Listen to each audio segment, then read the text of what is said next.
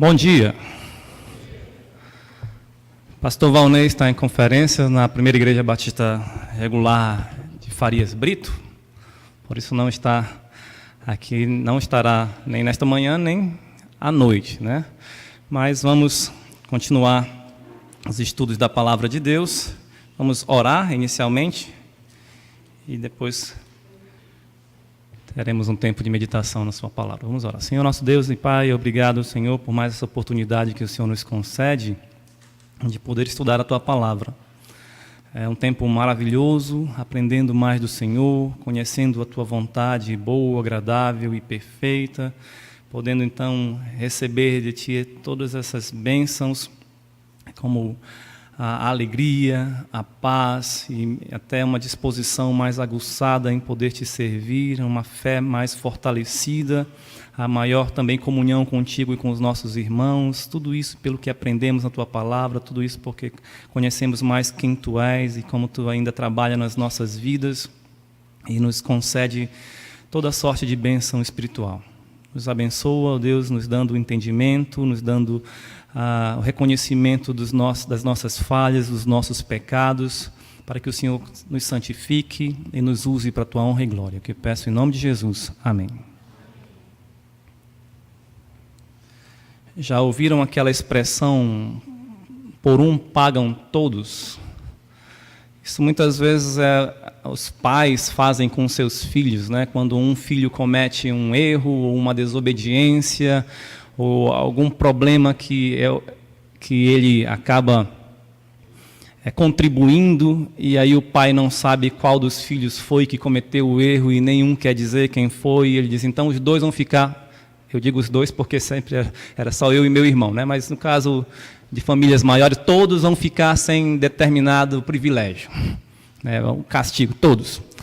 Acontece, não sei se acontece hoje ainda, mas eu lembro no meu período de escola também os professores faziam isso muitas vezes. Quem foi que fez tal coisa? E nenhum respondia, então vão ficar sem recreio.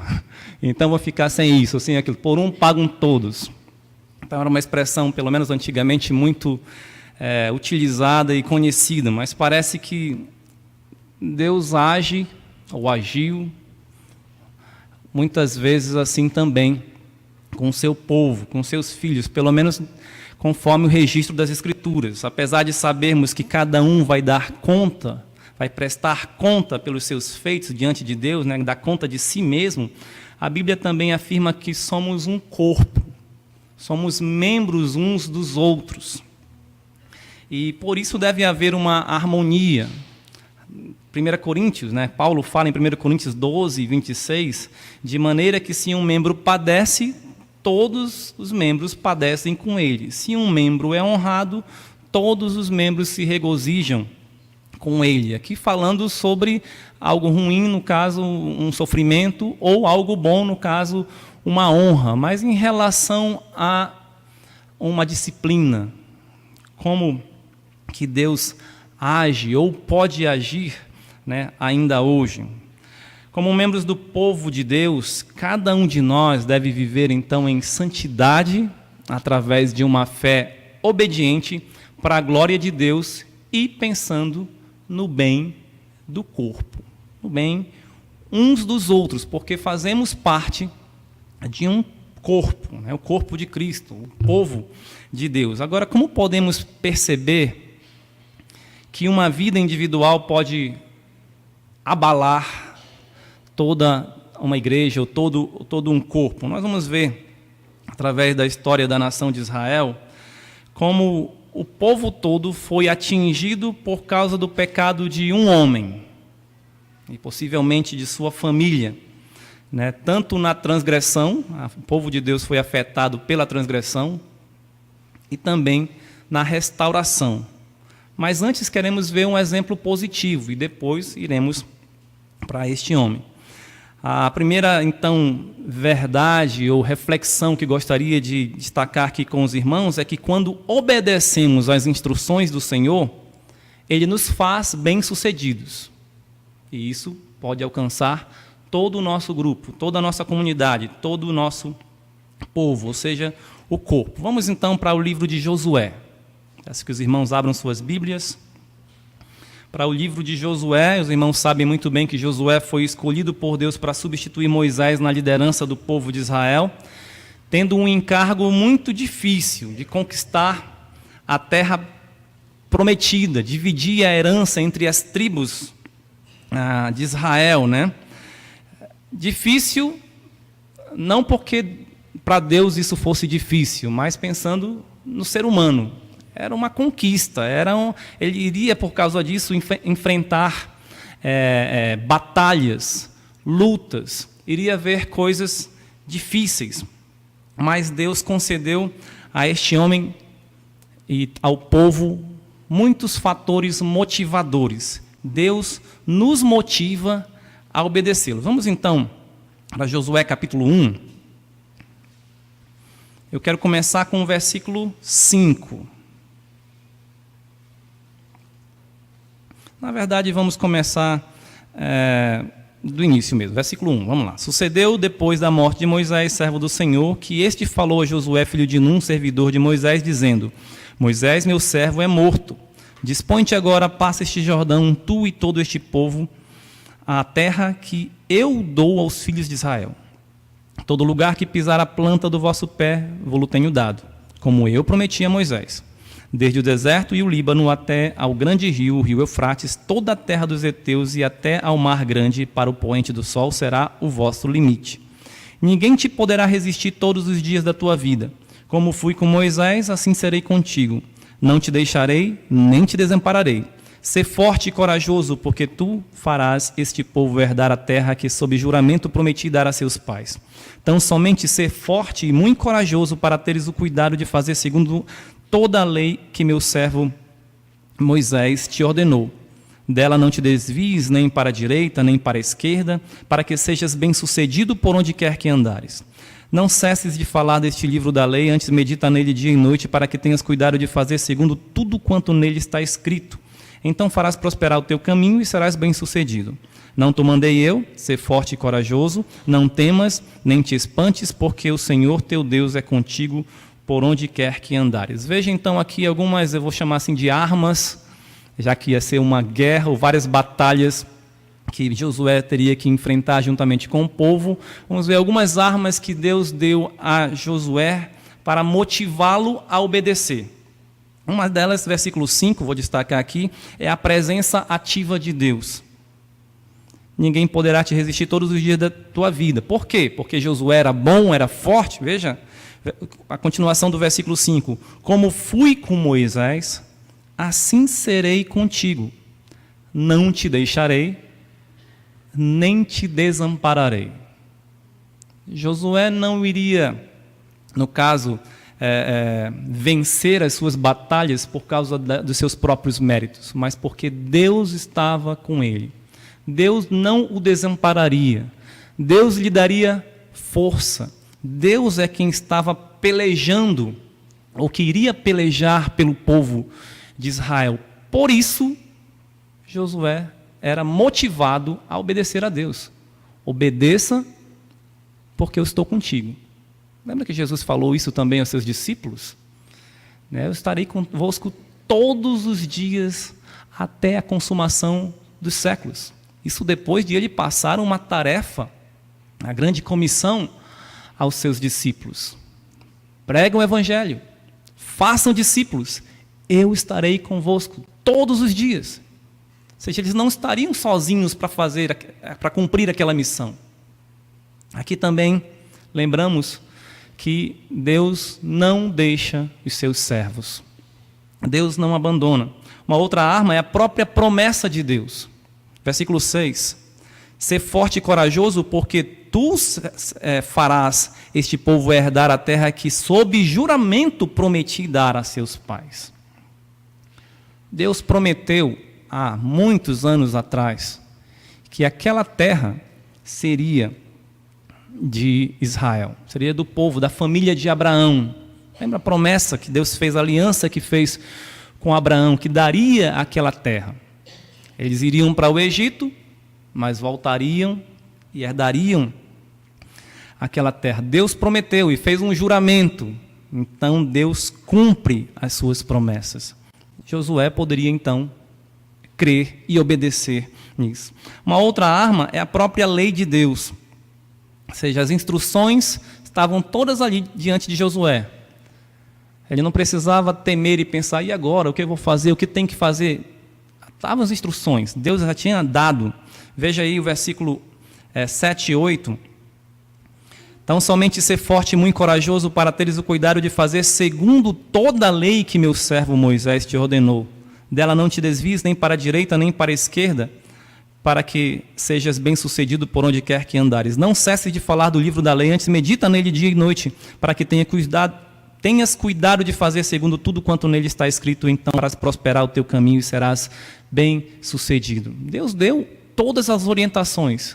Siga essas orientações e serás bem-sucedido. Deus estaria com eles, não deixaria. Deus também deu uma promessa e ele cumpriria essa promessa, e Deus deu as instruções, a lei. Siga essa lei. E o que Josué tinha que fazer? Obedecer. Nós acabamos de ler nesses mesmos versículos. Não te desvies, nem para a direita, nem para a esquerda, mas tenha cuidado de fazer tudo quanto na lei está escrito. Obedeça e serás bem-sucedido. Não valeria nada ter a lei se não houvesse obediência. Por isso que estamos dizendo aqui nessa primeira reflexão que quando obedecemos as instruções do Senhor, Ele nos faz bem-sucedidos. E Ele motiva como? Eu estou com vocês, eu prometi isso, vai acontecer. Aqui estão as orientações, então obedeça. E ainda mais, creia.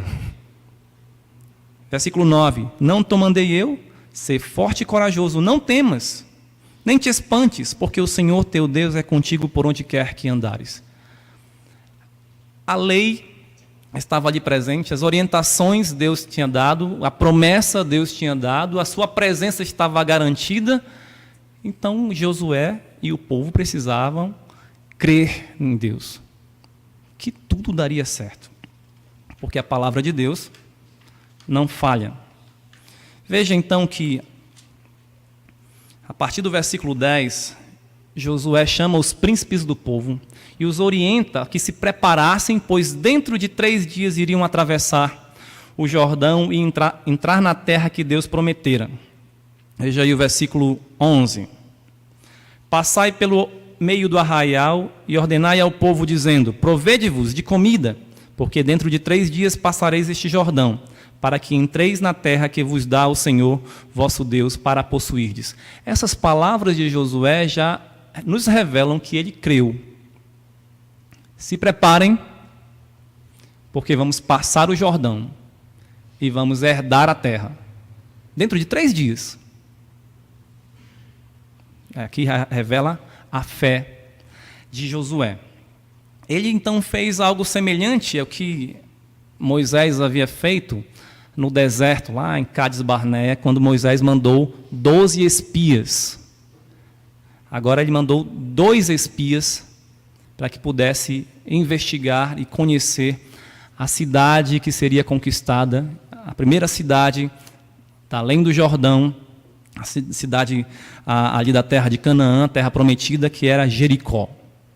Uma cidade fortalecida porque tinha muros, umas muralhas grandes, largas, e segundo consta em alguns estudiosos, né, havia na verdade 2 grandes muralhas.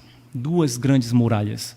Uma cidade fortificada que certamente teria, o inimigo teria muita dificuldade em conquistá-la. Então, mandou 2 espias. Esses homens foram reconhecer a cidade. Eles entraram na casa de uma prostituta da cidade chamada Raabe. E alguém vai perguntar, mas por que será que tinha que entrar logo na casa de uma prostituta? A Bíblia não explica, mas nós podemos pensar, 2 forasteiros. Lembra que aqueles povos já estavam esperando o Israel chegar. Eles souberam o que aconteceu no Egito. Eles souberam o que Deus fez, as maravilhas, as pragas. Eles souberam o que ocorreu no Mar Vermelho, e eles atravessaram o Mar Vermelho a pé enxuto. Eles sabiam que Israel estava vindo para conquistar aquela terra que pertencia a eles, conforme Deus tinha dito. Eles esperavam Israel. Então, chegar 2 forasteiros, era mais fácil, então, na calada da noite, caso isso tenha acontecido, eles tenham entrado na casa de uma prostituta. Seria menos, vamos dizer assim, escandaloso ou espantoso. As pessoas, não, é forasteiro. Veja aí, desde sempre, desde antigamente, parece que já existia o turismo sexual, né? Era mais fácil, então, entrar na casa de uma prostituta. Mas parece que aconteceu algo que normalmente nós não esperaríamos. Aquela mulher, que seria, então, que não teria crédito da sociedade, ela protegeu aqueles espias. Lembra que eu falei? Os povos esperavam Israel. Qualquer pessoa que entrasse ali já seria visto e pensariam as autoridades, quem é? O que está fazendo aqui? E o rei soube que entraram 2 homens na casa de Raabe, queria saber quem era. Foram até lá. E Raabe não lhes entregou, né? Não disse que aqueles homens ainda estavam lá, mas os escondeu. E disse aos emissários do rei, vão pelas montanhas, talvez eles já tenham ido. Eles estiveram aqui, mas já foram. Ela guardou, escondeu aqueles homens. E mais do que isso, depois que os soldados, os emissários do rei foram embora, ela lhes disse, a partir do versículo 9 do capítulo 2, qual era o pensamento daquele povo. Veja lá. Vamos a partir do versículo 8. Antes que os espias se deitassem, foi ela ter com eles ao eirado. E lhes disse, bem sei que o Senhor, falando de Deus de Israel, vos deu esta terra, e que o pavor que infundis caiu sobre nós, e que todos os moradores da terra estão desmaiados, porque temos ouvido que o Senhor secou as águas do Mar Vermelho diante de vós, quando saíes do Egito, e também o que fizestes aos 2 reis dos amorreus, Seom e Og, que estavam além do Jordão, os quais destruístes. Ouvindo isto, desmaiou-nos o coração, e em ninguém mais há ânimo algum, por causa da vossa presença, porque o Senhor vosso Deus é Deus em cima nos céus e embaixo na terra. Interessante, né? Essa mulher tinha fé em Deus. A fé de que Deus daria aquela terra, aquela cidade para Israel. A fé de que Deus realmente fez tudo o que ela ouviu aqui. Fez com que o povo de Israel atravessasse o Mar Vermelho. Fez com que o povo de Israel vencesse, destruísse esses 2 povos, desses reis que foi citado aqui, Seom e Og, reis fortes dos amorreus. Ela sabia, e Deus então iria entregar aquela cidade a Israel. Ela confiou em Deus. Confiou em Deus. Não sei por que motivo ela vivia naquela vida de prostituição. Mas aqui parece que ela estava vendo uma porta para sair disso, porque ela confiou em Deus. Josué ficou sabendo, porque os espias voltaram e lhes informaram essas palavras. E Josué reconheceu, mais uma vez, lembra? Deus motiva-nos a obedecê-lo. Josué reconheceu que Deus estava confirmando a sua promessa. Veja o versículo 24, capítulo 2.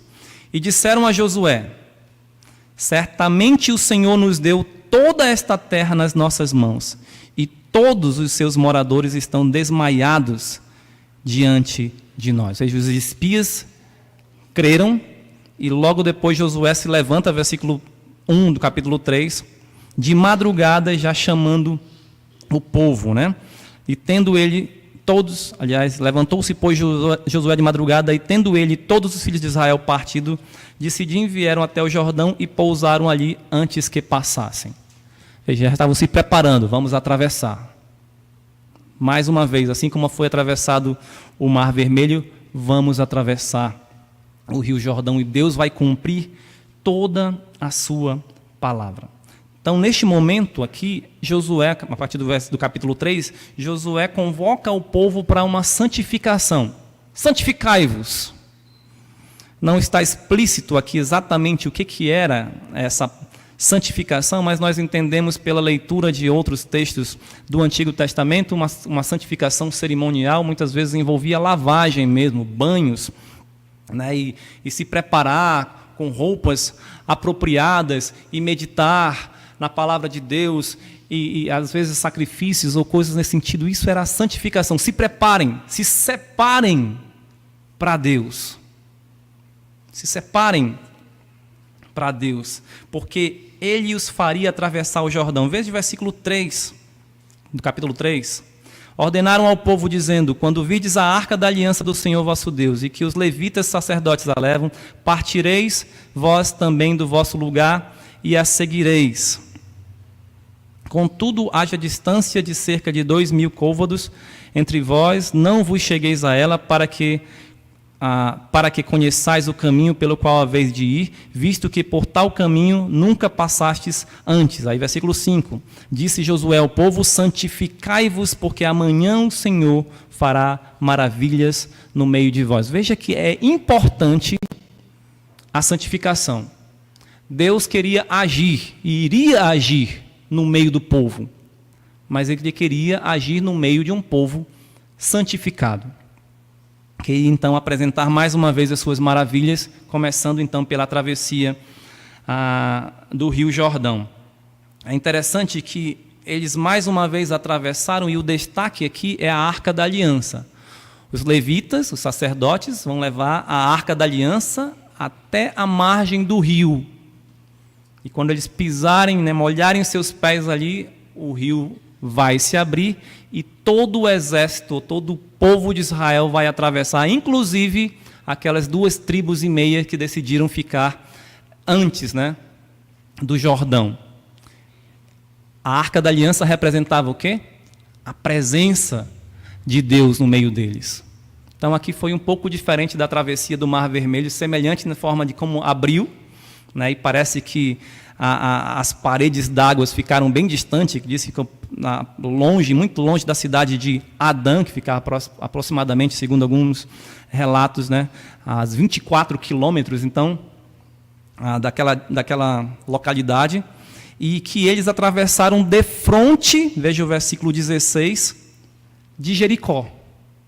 É claro que devia haver uma certa distância, mas parecia que o local que eles atravessaram era em frente à cidade de Jericó. 16. Pararam-se as águas que vinham de cima, levantaram-se no montão muito longe da cidade de Adã, que fica ao lado de Sartã, e as que desciam ao mar da Arabá, que é o mar salgado, foram de todo cortados. Então passou o povo defronte de Jericó. Quem sabe moradores que estavam próximos de Jericó, moradores de Jericó que estavam próximos não tenham visto, ou outras pessoas, e então relataram ao rei essa maravilha. Mais uma vez Deus mostrando, dando motivo para que o povo cresce nele e confiasse, obedecesse a sua palavra. Vocês vão conquistar essa terra. Veja o que eu estou fazendo. Eu estou com vocês. Creiam. Creiam. Este fato mostra pelo menos 2 propósitos. Um deles, a gente vê no versículo 7 e no capítulo 4 e 14. 7 do capítulo 3 e 4 e 14, que era engrandecer Josué perante o povo. Versículo 7. Capítulo 3. Então disse o Senhor a Josué: hoje começarei a engrandecer-te perante os olhos de todo Israel, para que saibam que como fui com Moisés, assim serei contigo. E versículo 14 do capítulo 4. Naquele dia o Senhor engrandeceu a Josué na presença de todo Israel, e respeitaram-no todos os dias da sua vida, como haviam respeitado a Moisés. Segundo propósito, para que todos reconhecessem que o Deus vivo estava no meio de Israel e que lançaria de diante deles as nações daquela região. Veja o versículo 10 do capítulo 3. Disse mais Josué: nisto conhecereis que o Deus vivo está no meio de vós, e que de todo lançará de diante de vós os cananeus, os heteus, os heveus, os ferezeus, os girgazeus, os amorreus e os jebuseus. Aí agora versículo 23 e 24 do capítulo 4. Porque o Senhor vosso Deus fez secar as águas do Jordão diante de vós, até que passasseis como o Senhor vosso Deus fez ao mar vermelho, ao qual secou perante nós até que passamos, para que todos os povos da terra conheçam que a mão do Senhor é forte, a fim de que temais ao Senhor vosso Deus todos os dias. Então Deus dando motivo, ou motivando o povo para obedecê-lo, para crer, para que crescem nele. Deus também se preocupou em deixar um memorial. Sempre ocorre isso no Antigo Testamento, ou várias vezes ocorre isso no Antigo Testamento. Sempre é deixado algum monumento, algo que fizesse as futuras gerações lembrar do que ocorreu no passado. E normalmente para dar glórias a Deus, das maravilhas que Deus, por causa das maravilhas que Deus fez. Né? Deus pediu para que cada um de uma tribo, né? Então de cada tribo, 12, pegassem uma pedra cada, então levassem 12 pedras do meio do Jordão fora, então seria feito ali um monumento como sinal do que Deus havia realizado ali diante do seu povo. E interessante que sempre fala, quando os vossos filhos perguntarem o que significa isso, então dizei a eles, né, que foi o Senhor que os fez atravessar esse Jordão, o que fez todas essas maravilhas, ou que fez com que conquistassem a terra prometida. Deus então se preocupando com o futuro. E por que isso os motivava? Porque Deus estava então mostrando claramente, olha, no futuro vocês já vão estar aqui, já estão a terra conquistada, os filhos vão perguntar o que significa isso. Isso motivava. Isso é um memorial. Daqui a muitos anos na frente, vocês vão estar lembrando. Esse memorial vai os fazer lembrar do que Deus fez. Para que eles então não esquecessem de Deus, não se desviassem dos seus caminhos. Depois disso, o Senhor ordenou que os filhos de Israel fossem circuncidados. Você pode ver isso, a questão da circuncisão começa lá em Gênesis 17, versículos 1 a 14, da aliança que Deus fez com Abraão. Né? Então, o povo, a família de Abraão, todo aquele povo tem uma aliança com Deus, de permaneceriam sendo abençoados por Deus, objeto então da bênção divina, e que por isso viveriam em santidade. Durante os 40 anos que passaram no deserto, o povo, os homens, não foram circuncidados. E por esse motivo, aqui, Deus então pede para que todos os homens não circuncidados de Israel, digo não circuncidados porque Josué saiu circuncidado, e Josué e Caleb foram os únicos que entraram na terra prometida. De todos os que saíram do Egito, Josué e Caleb, dos homens de 20 anos para cima, foram os únicos que entraram na terra prometida.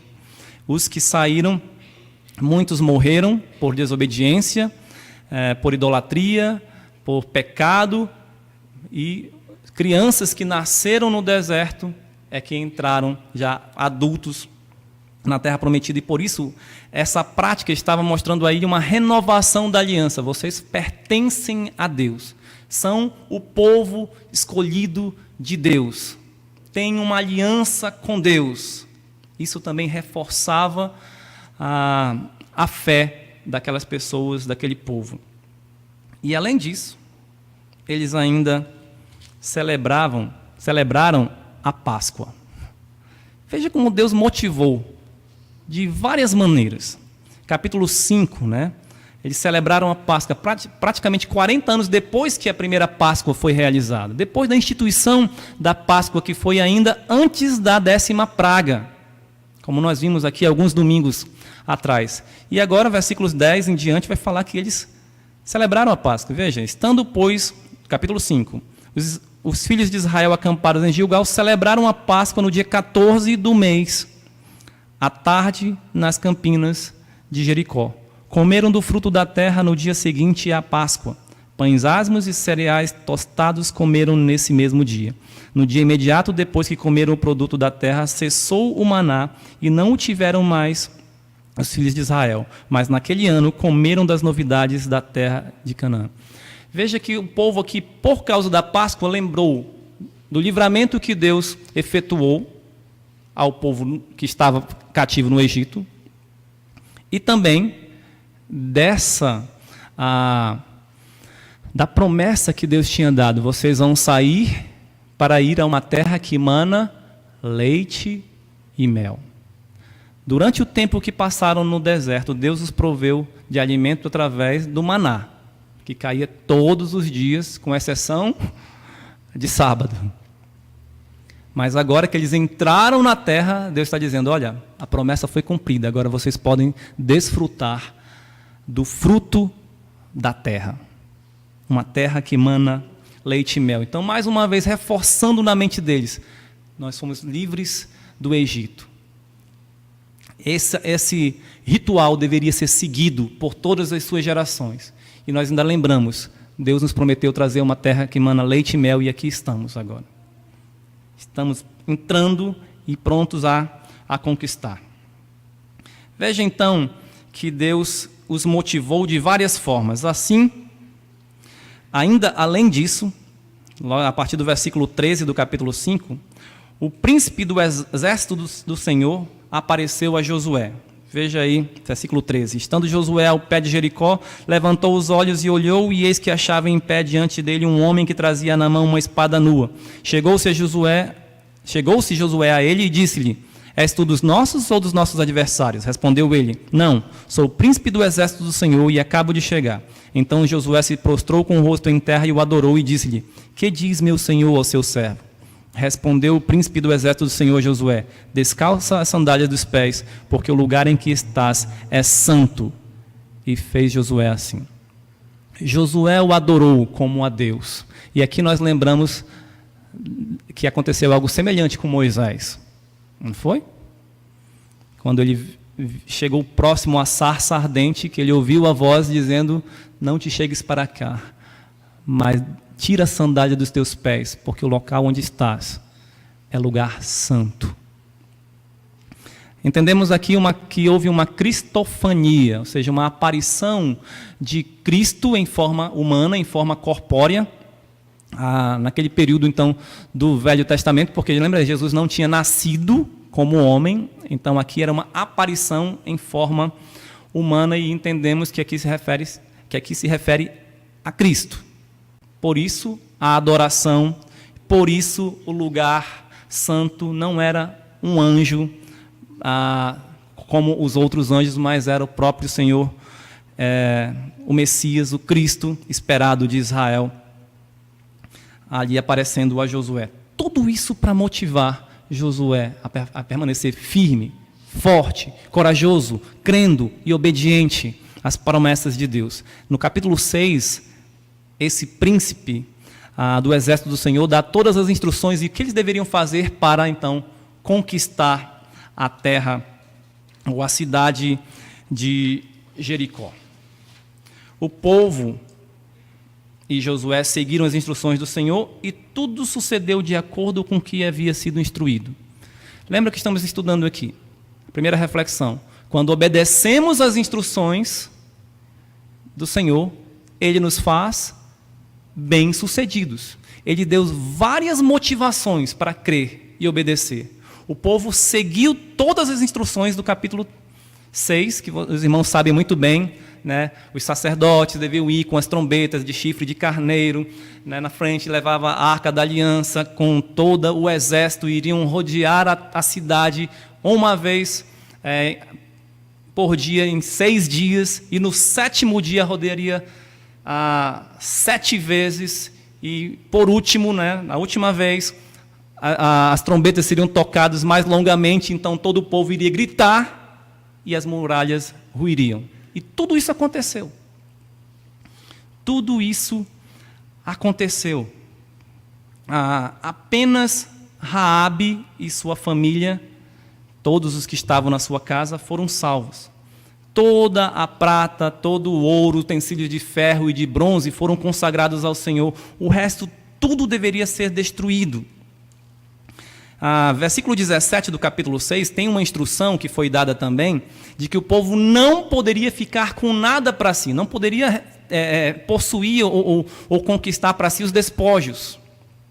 Tudo seria condenado, ou tudo, em outras palavras, consagrado ao Senhor. Versículo 17. Porém a cidade será condenada, ela e tudo quanto nela houver. Somente viverá Raabe, a prostituta, e todos os que estiverem com ela em casa, porquanto escondeu os mensageiros que enviamos. Então, somente guardai-vos das coisas condenadas, para que, tendo-as a vós condenado, não as tomeis, e assim torneis maldito o arraial de Israel e o confundais. Tudo queimado, menos, como eu falei, ouro, prata, bronze, ferro, utensílios que seriam consagrados ao tesouro do Senhor. A pergunta é, por quê? Uma resposta razoável, eu digo uma resposta razoável porque também não está explícito aqui o porquê. É que, por ser Jericó a primeira cidade a ser conquistada após atravessar o Jordão, na terra de Canaã, ela seria oferecida totalmente ao Senhor como as primícias da conquista.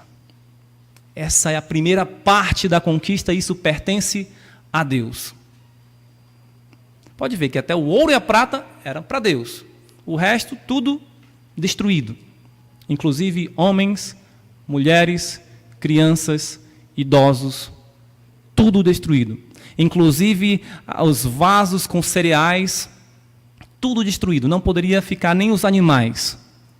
Não poderia ter para si o rebanho. Vamos pegar o rebanho para oferecer holocausto a Deus. Não. Tudo destruído. Vamos pegar o rebanho para nós, para o nosso mantimento. Não. Os cereais para nós. Não. Tudo como se fosse um holocausto, completamente queimado, destruído. Ou um oferecimento, como diz, das primícias. Tudo para Deus. Podemos ver duas lições. Primeiro, Deus deve estar em primeiro lugar. E, segunda, mesmo as batalhas que lutamos, ou que o povo de Deus lutou, serviu ou servem para adoração ao Senhor. Aquilo era adoração. E aquela cidade era uma oferta de adoração a Deus. Após as grandes muralhas de Jericó ruírem, o povo de Israel subiu à cidade, cada qual em frente de si, e a tomaram. Mataram à espada todos os homens, mulheres e animais de Jericó, depois queimaram toda a cidade, ou seja, tudo foi oferecido a Deus. Deus é justo, Deus nos motiva, falei sobre isso, mas também Deus é justo. Você pode pensar, por que algo tão severo e parece um grande genocídio? Homens, mulheres, até crianças mortas, todos mortos. Devemos lembrar que Deus estava aplicando o seu juízo. Lembra de Gênesis 15, 16? Quando Deus está ali mostrando a Abraão que a família dele, ou o povo, voltaria para essa terra, e ainda não antes, porque não já havia enchido o cálice da ira, né, por causa dos pecados dos amorreus. Falando em geral, né, uma forma genérica de falar todos os povos da terra de Canaã. Esses povos eram povos grandemente pecadores diante de Deus. Grandes pecadores. Faziam coisas terríveis. E um pouquinho mais de estudo em relação a isso, podemos perceber que eles eram cruéis, que eram imorais, que matavam-se a si mesmos, entregando seus próprios filhos, muitas vezes em holocaustos ou em sacrifícios a deuses pagãos, cujos cultos eram normalmente orgias, ou mesmo assassinatos. Alguém mais severo poderia até dizer, talvez o povo de Israel realmente tenha feito um favor para a humanidade, destruído povos tão maus. Apenas o justo juízo de Deus estava sendo executado ali, apesar de parecer aos nossos olhos algo duro, severo, difícil de entender. Lembra de Jeremias 48:10, que é muito conhecido com aquela frase, que não deve, maldito aquele que faz a obra do Senhor relaxadamente? Nós lembramos muitas vezes desse versículo apenas desse primeiro trecho.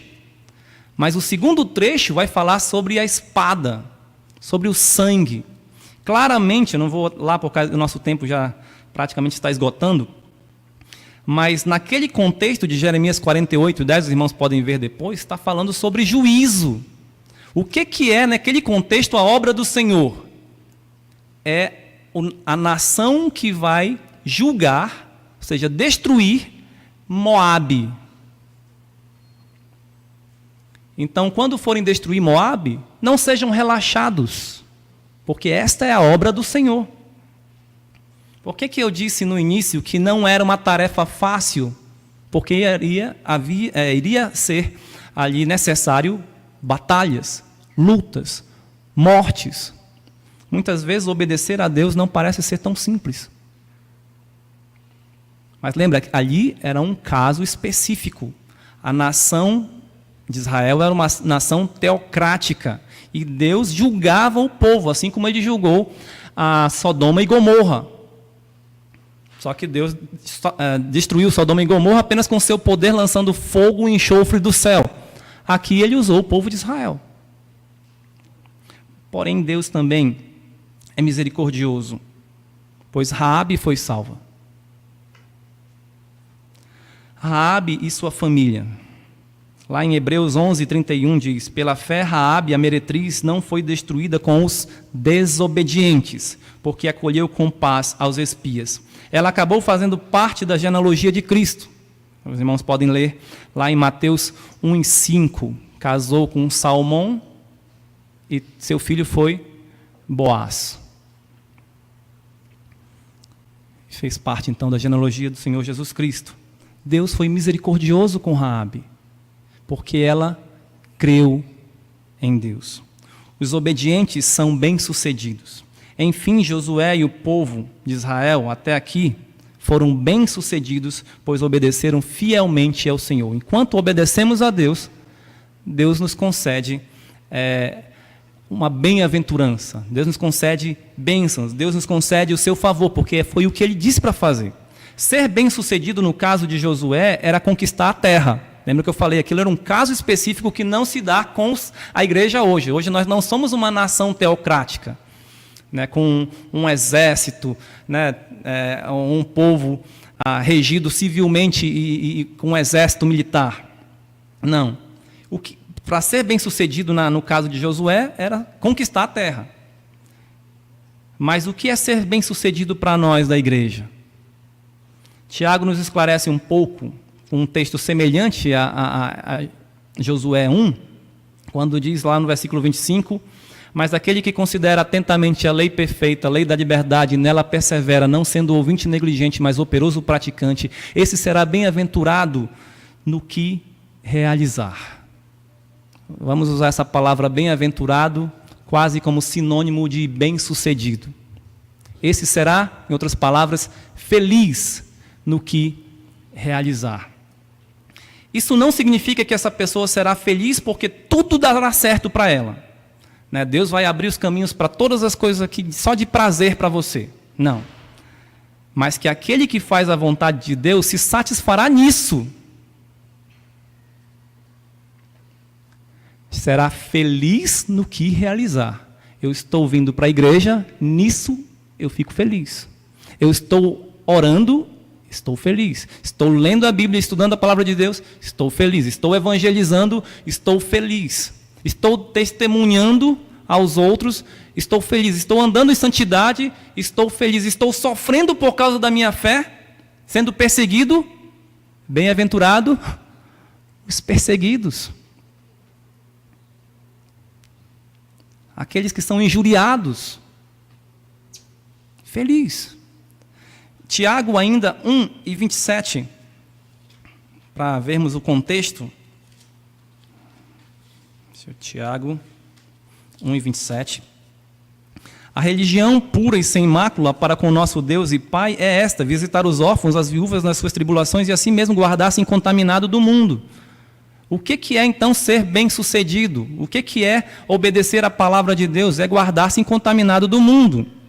É cuidar de órfãos e viúvas, especialmente, como diz Paulo a Timóteo, os da família da fé. Veja o versículo 12. Tiago 1:12.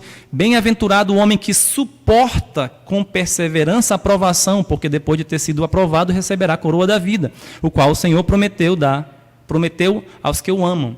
Feliz é o homem que suporta a provação. Para o mundo isso não é felicidade, isso é desgraça. Mas para o crente isso é ser bem-sucedido.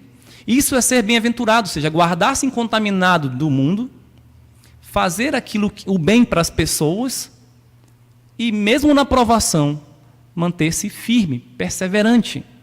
Isso é ser bem-aventurado. Essas são as nossas batalhas do crente hoje. Quando obedecemos a Deus, nos satisfazemos nele.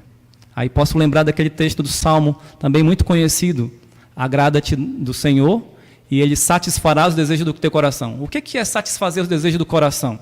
Ah, Senhor, eu desejo um carro novo, eu desejo a melhor roupa, eu quero aquilo. Isso, Deus então, eu vou me agradar do Senhor e Deus vai me dar o que eu quero, é isso? Não. Pode ser que Ele faça isso. Mas eu entendo que o versículo está dizendo, Ele é a nossa satisfação. Ele nos faz estar satisfeitos. Por isso o salmista também diz, o Senhor é meu pastor, nada me faltará, porque Ele me satisfaz. Quem obedece a Deus é bem-sucedido, é bem-aventurado. O contraste era com Acã. Eu falei era por causa do nosso tempo, né?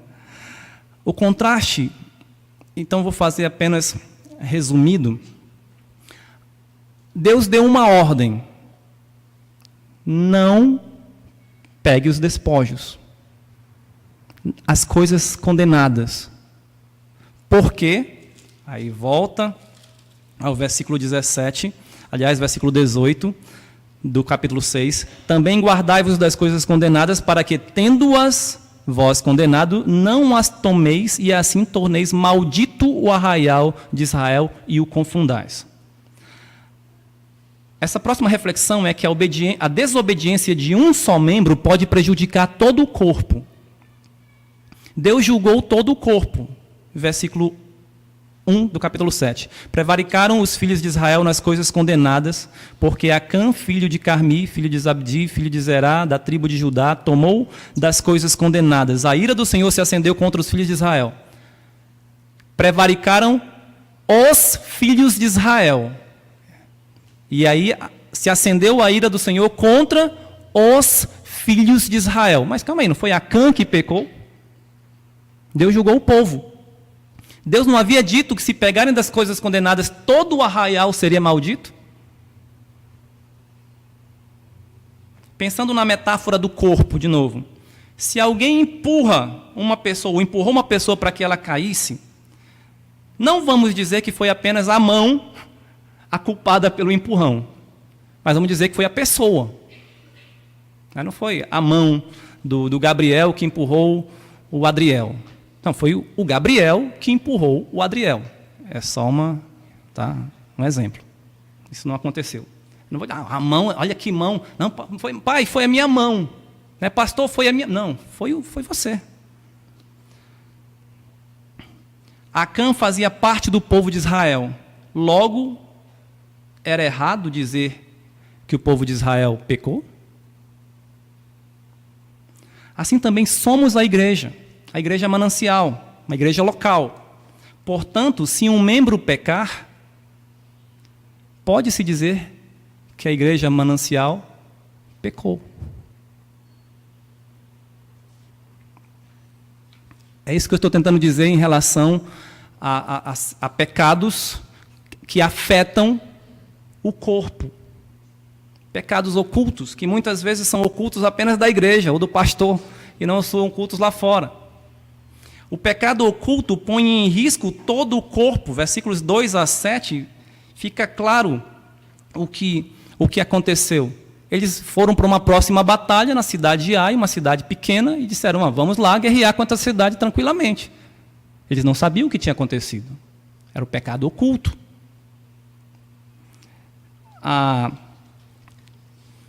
O pecado oculto de um só pode causar a derrota, então, de todo o corpo. O que aconteceu? Eles foram derrotados numa luta que parecia ser ganha. 36 pessoas foram feridas, e possivelmente um eufemismo para foram mortos, por causa do pecado de uma pessoa. Semelhantemente, uma igreja pode ter um excelente pastor, mas perder batalhas por causa de pecados ocultos de um de seus membros. Por que eu estou dizendo isso? Porque Israel tinha um excelente líder, temente a Deus, forte, corajoso, Josué. Ele estava lá, direcionando, vamos dizer, a batalha. Ele decidiu, ele concordou com a ideia de mandar 2 ou 3 mil soldados apenas para a batalha com Ai. E foram derrotados, por causa do pecado de uma pessoa. E o desânimo veio como consequência, versículo 5.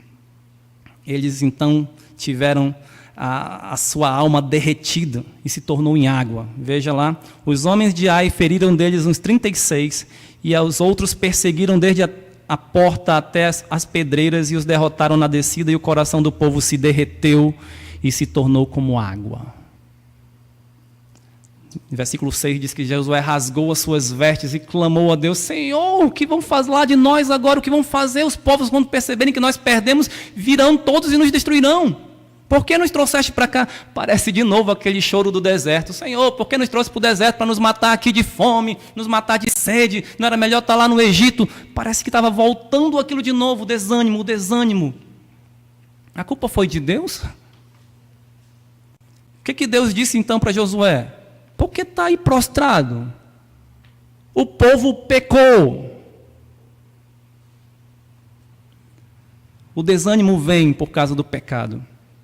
É necessário restauração. O tratamento do pecado de um só membro pode atingir ou deve atingir o corpo todo.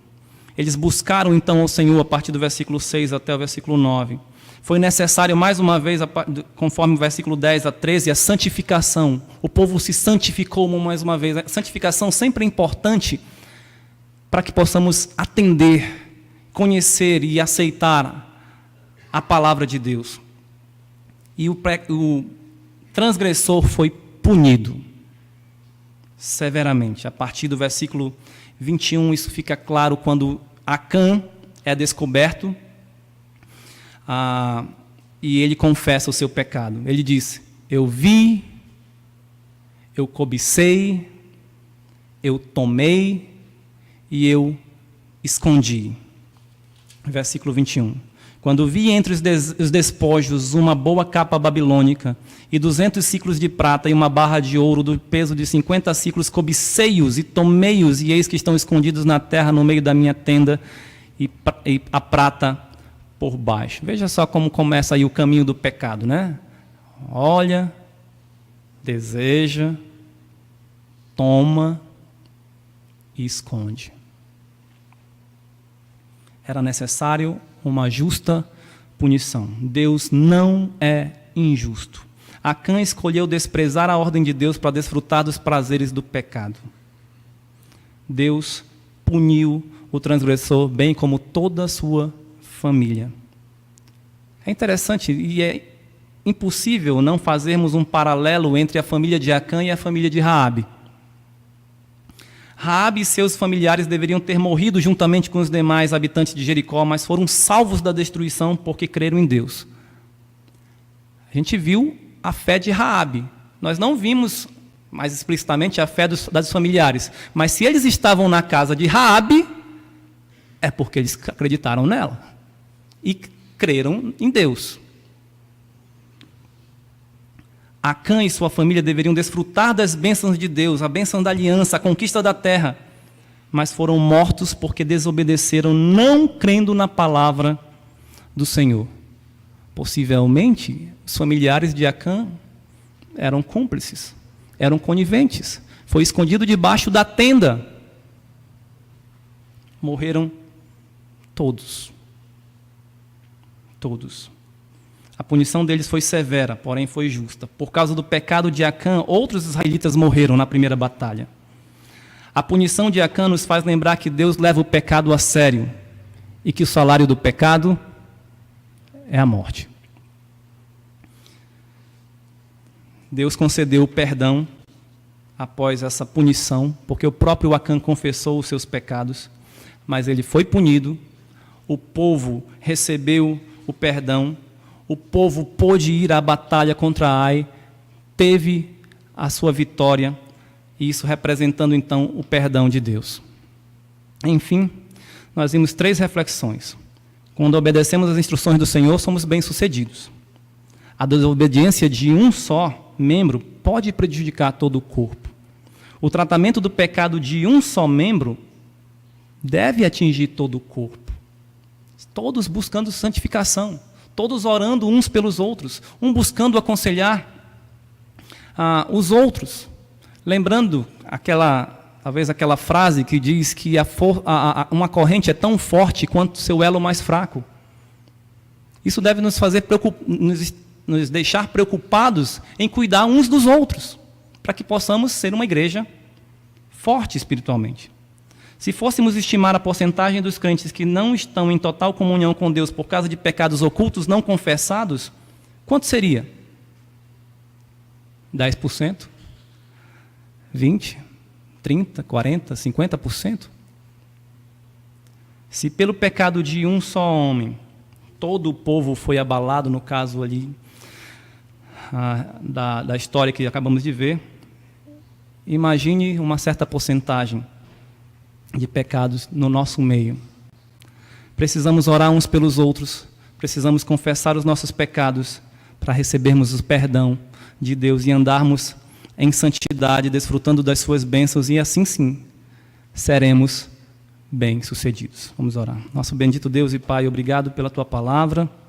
Ajuda-nos a viver em santidade através de uma fé obediente e sabendo que quando somos obedientes ao Senhor, podemos abençoar outras pessoas, a nossa própria igreja, mas também quando somos desobedientes e nos escondemos, pecamos ocultamente e não confessamos, isso também é possível de trazer prejuízo aos nossos próprios irmãos, à nossa igreja. Ajuda, Senhor, a confessarmos os nossos pecados ocultos, para que vivamos uma vida de santidade que agrada ao Senhor e sirva, Senhor, para o bem do Teu povo.